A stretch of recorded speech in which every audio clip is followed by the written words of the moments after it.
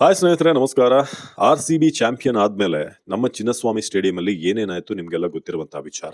So ಅದಾದ್ಮೇಲೆ ಯಾವುದೇ international ಮ್ಯಾಚ್ಗಳು ಇಲ್ಲಿ ಹೋಸ್ಟ್ ಆಗಿಲ್ಲ. ಇಲ್ಲಿನ ಮ್ಯಾಚೇ ನಡೆಯಲ್ವೇನೋ ಅನ್ನೋ ರೀತಿಯಾದಂಥ ಪರಿಸ್ಥಿತಿ ನಿರ್ಮಾಣ ಆಗಿತ್ತು.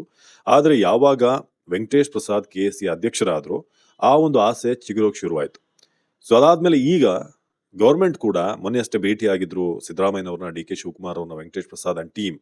ಸೊ ಆಗ ಒಂದು ಭರವಸೆ ಮೂಡ್ತು ಎಲ್ಲೋ ಮ್ಯಾಚ್ ಆಗುತ್ತೆ ಅಂತ.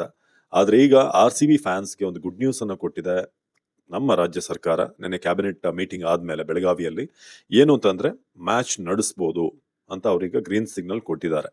ಆದ್ರೆ ಕಂಡೀಷನ್ಸ್ ಅಪ್ಲೈ ಅಂತ ಕೂಡ ಹೇಳಿರೋದು. ಕಂಡೀಷನ್ಸ್ ಏನು ಅಂತಂದ್ರೆ, ಈ RCBಯ ದುರ್ಘಟನೆ ಆದ್ಮೇಲೆ, ಕಾಲ್ ತುಳಿತ ಆದ್ಮೇಲೆ ಒಂದು ಕಮಿಟಿಯನ್ನ ರಚನೆ ಮಾಡಲಾಯಿತು, ನಿಯೋಗವನ್ನ.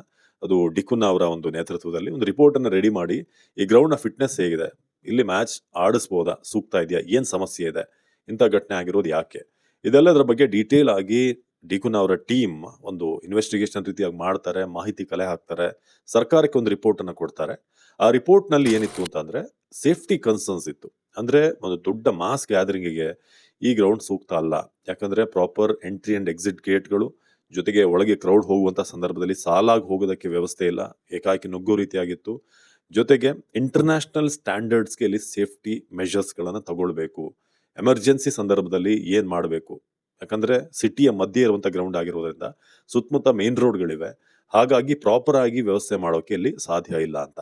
ಇದೆಲ್ಲವನ್ನು ಕೂಡ ಸರಿ ಮಾಡಿದ್ರೆ ಮ್ಯಾಚ್ಗಳು ನಡೆಸಬಹುದು. ಸದ್ಯಕ್ಕೆ ಇದನ್ನ ಸರಿ ಮಾಡದೆ ಹೋದ್ರೆ ಆಗಲ್ಲ ಅಂತ.